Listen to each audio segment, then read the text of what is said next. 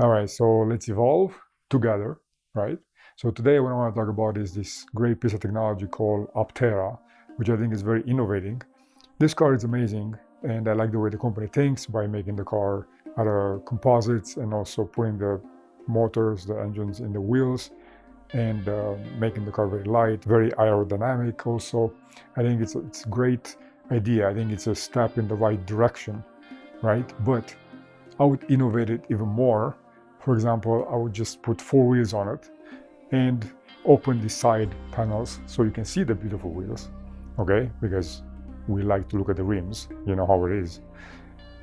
And you may even take those off and make it into a race car, actually. I think that could be even better.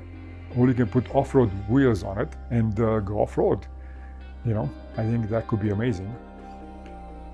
If you want to keep it as a three-wheel, you can make it into a snowmobile, and I even came up with a name for that, and you can call it the Snowflake. And I think that would be great. I mean, what do you think? So please use my ideas and give me 50% of the shares of the company. I'll be super happy. Now let's go to the Aptera of the future and see what we can do with that. Now, since I call this the Aptera of the future, of course we have to do something more, and we're going to take some of that alien technology that we stole from these aliens that crash here in Roswell or who knows where, and we're going to integrate into this car. So I give you the real Aptera of the future, which we can take to the dark side of the moon. And since we're going there, you never know what you might encounter over there. So I also integrated the Fun Blaster, I call it, so you can blast some of these aliens, because let's face it, they're going to be pissed off, right?